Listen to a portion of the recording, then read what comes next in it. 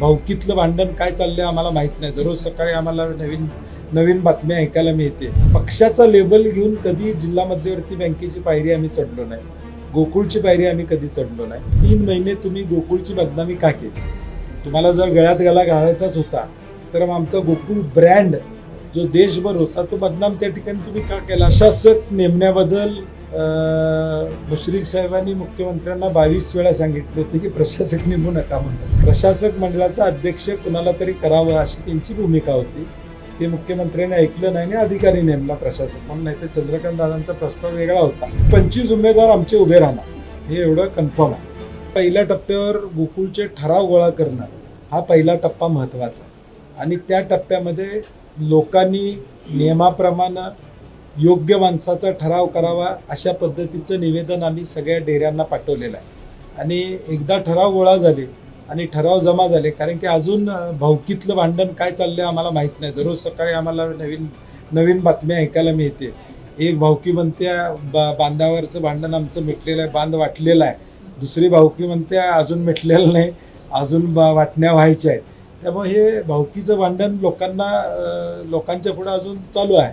त्यामुळे आता किती संस्था रद्द होणार, किती संस्था राहणार, ह्या सगळ्यावर उद्या सगळ्या गोष्टी ठरतील.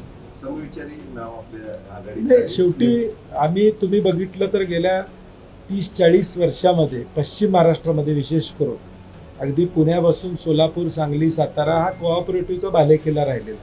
इथं पक्षविरहित सहकारी संस्थांच्या निवडणुका लढवल्या गेल्या म्हणून या संस्था टिकल्या. पक्षाचा लेबल घेऊन कधी जिल्हा मध्यवर्ती बँकेची पायरी आम्ही चढलो नाही, गोकुळची पायरी आम्ही कधी चढलो नाही. त्यामुळं शेवटी ही 5.5 लाख शेतकऱ्यांशी निगडीत संस्था आहे. ती पक्षापेक्षा शेतकऱ्यांचा हिताचा निर्णय घेणारी असली पाहिजे अशी माझी भूमिका आहे. अशी तुमची भूमिका असेल तर दुसऱ्या बाजूला भाजपचे सगळ्या पक्षाचे नेते एकत्र येऊन तुमच्या विरोधात आघाडीची मोड मारतायत. नाही, ते एकत्र असले तरी दूध उत्पादक माझ्या बाजूने असणार आहे.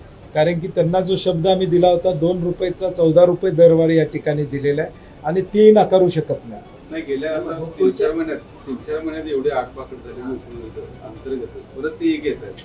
त्यातून साध्य काय केलं? तुम्ही माझं म्हणणं तेच आहे की 3 महिने तुम्ही गोकुळची बदनामी का केली? तुम्हाला जर गळ्यात गळा घालायचाच होता तर मग आमचा गोकुळ ब्रँड जो देशभर होता तो बदनाम त्या ठिकाणी तुम्ही का केला असं आमचं मत आहे. म्हणजे मी म्हणलं तसं भावकीचं अजून मिटलेलं नाही का मिटलंय हे माहीत नाही. त्यामुळे ते ज्यावेळी पॅनल होईल, प्रत्यक्ष निवडणूक लागेल त्याच वेळी सगळ्या गोष्टी पुढे येतील. सर, एका बाजूला माहितीचं मिटलंय म्हणतात, मात्र दुसऱ्या बाजूला अशाच एका याच्यावर हलाल प्रमाणपत्रावरनं एक मुद्दा सध्या गाजतोय. महायुतीमधीलच काही घटक तो मुद्दा समोर आणतायत. माझा मूळ उद्देश काय पहिला की गोकुळ ब्रँड टिकला पाहिजे. यासाठी कोण प्रायोरिटी देणार आहे? 5.5 लाख शेतकऱ्यांना आम्ही दर 10 दिवसाला 80 कोटी रुपये देतो. हे शेतकऱ्यांचं या जिल्ह्याचं अर्थकारण हे ऊस, शेती आणि उद्योग या 3 विषयावर चालतं. ऊस आणि दूध हा महत्वाचा घटक या जिल्ह्याच्या अर्थकारणावर आहे आणि मग तो सुरक्षित ठेवणं ही माझ्यासारख्या कार्यकर्त्याची जबाबदारी आहे. गेल्या 5 वर्षात पाहायला गेलं तर गोकुळला चौकशी लावण्याचा प्रयत्न झाला, एसआयटी स्थापन करून त्या संदर्भातल्या काही चौकशी करण्याचा प्रयत्न झाला. एकूणच नेमकं मग 5 वर्षात काय चालू होतं? नाही, माझं म्हणणं काय आहे की ती महाविकास आघाडीचं सरकार होतं त्यावेळी आम्ही काय केलं का? तुम्ही महायुतीचे चेअरमन म्हणून त्या ठिकाणी बसलात. महायुतीचे चेअरमन झाल्यावरच हे सगळं चालू झाले. म्हणजे त्यांच्यातल्या भांडणाचं नुकसान गोकुळवर होऊ नये एवढी आमची अपेक्षा आहे. मी म्हणलं तसं की नाही काय आहे की हे वाद निर्माण करण्यामध्ये कुणाचा काय उद्देश आहे मला माहित नाही. परंतु माझी भूमिका मी काय सांगतोय की बाबा या 5.5 लाख शेतकऱ्यांचं जीवनमान याच्यावर अवलंबून आहे. त्याला प्रायोरिटी माझी भूमिका असते. पण ह्या शेतकऱ्यांचीच भूमिका म्हणून तुम्ही काय सांगता? आणि सोशल मीडियावरती बायकॉट गोकुळ असं नाही, मला वाटतं ते करणं संयुक्तिक नाही आहे असं माझं मत. बायकॉट गोकुळ करणं संयुक्तिक नाही. एकीकडे निवडणुकीची प्रक्रिया सुरू झालेली आहे, मात्र प्रकाश बेलवाडे म्हणतात ही प्रक्रिया चुकीच्या पद्धतीने चालू झाली ही बेकायदेशीर आहे. आता चंद्रकांत दादांनी त्याचं उत्तर दिलं पाहिजे. पण एकूणच तर महायुती एकत्र लढणार म्हणल्यानंतर त्यांच्यातच इतकी स्पर्धा आहे की बरेच जण नाराज होणार अशी स्थिती आहे. काही जणांनी काही अंदाज लावून तुमच्यापर्यंत काही संपर्क केलेला आहे का? आणि जर तसं कोण आलं तर आपल्या आघाडीमध्ये त्यांना संधी मिळणार आहे? अजून बरेच पाणी वाहून जाणार आहे. बरेच 2-3 महिने आता अजून गोकुळची निवडणूक सुप्रीम कोर्टातनं लागलेली आहे. परत त्याच्यावर काय होणार आहे चर्चा अशी आम्हाला ऐकायला मिळते, काय माहीत नाही. रणांगण जसं जसं येईल तसं तसं मोहरे ऑटोमॅटिकली आत्ताच सगळे सांगण्यात पॉईंट नाही, होतील ना. शेवटी 25 उमेदवार आमचे उभे राहणार, हे एवढं कन्फर्म आहे, त्यात काही अडचण नाही. चंद्रदीप जानकी नाराज त्या दिवशी होते, कारण त्यांना बोलवलं नाही असं त्यांची कार्यकर्त्यांची देखील स्टेटस वगैरे त्या दिवशी पाहायला मिळाले. रात्री पालकमंत्र्यांनी भेट देखील घेतली असं समजते.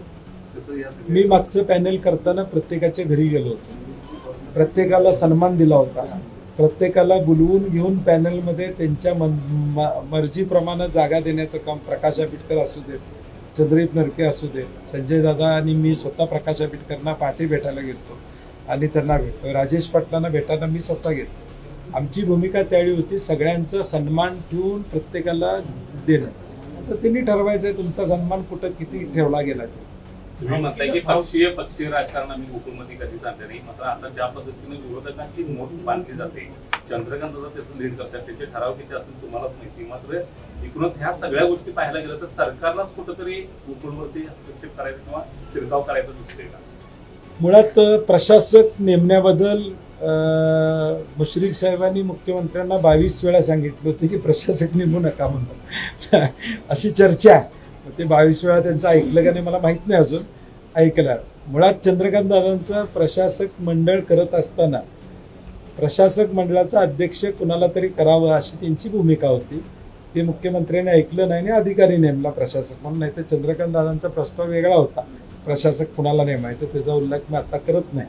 आणि उद्याची गणित मला अजून माहीत नाही, त्यामुळं आज त्याच्यावर बोलणं संयुक्तिक नाही. त्यामुळं प्रशासक तुमच्याच काळात आला, महायुतीचं सरकार आहे, महायुतीचा चेअरमन आहे, मग ही वांदी का लावली तुम्ही, असं आमचं सातत्यानं माझं म्हणणं तेच आहे. की मग या तक्रारी या सगळ्या गोष्टी कशासाठी या केल्या. ताबडतोब मुदत संपल्या निवडणूक लावायची होती. विषय सभासदांनी उत्पादकांनी निर्णय घेतला असता.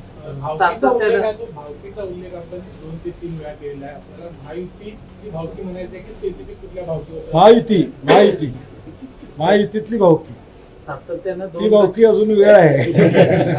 सातत्यानं अध्यक्ष निवडीत देखील मुख्यमंत्र्यांना हस्तक्षेप करावा लागला. आता सुद्धा महायुतीतील भांडण मिटवायला मुख्यमंत्र्यांना हस्तक्षेप करा. कुठेतरी गोकुळचा एक जिल्ह्यातले कंट्रोल मुख्यमंत्र्यांच्या जिल्ह्यातले नेते कुमकुवत आहेत हे दर्शवतं. तुमच्या जिल्ह्यातल्या नेतृत्वांमध्ये कुमकुवतपणा आहे म्हणून तुम्ही करू शकत नाही. या गोकुळमध्ये गेले 25-30 वर्ष महाडिक साहेबांचं पॅनल होतं, त्यावेळी काँग्रेसची सत्ता होती. कुठं आम्ही त्या पद्धतीने भूमिका त्या ठिकाणी घेतली नाही. मुख्यमंत्र्यांनी कधी हस्तक्षेप केलेला मला तरी आठवत नाही. म्हणजे विलासराव देशमुख साहेब असतील, अशोकराव चव्हाण साहेब असतील किंवा सुशीलकुमार शिंदे साहेब असतील, पृथ्वीराज चव्हाण साहेब असतील, कधी हस्तक्षेप केलेला आम्ही तरी ऐकलेलं नाही. परंतु आता जिल्ह्यातलंच नेतृत्व कुंकवत असेल तर मग राज्याच्या नेतृत्वाला हस्तक्षेप करायला संधी मिळते.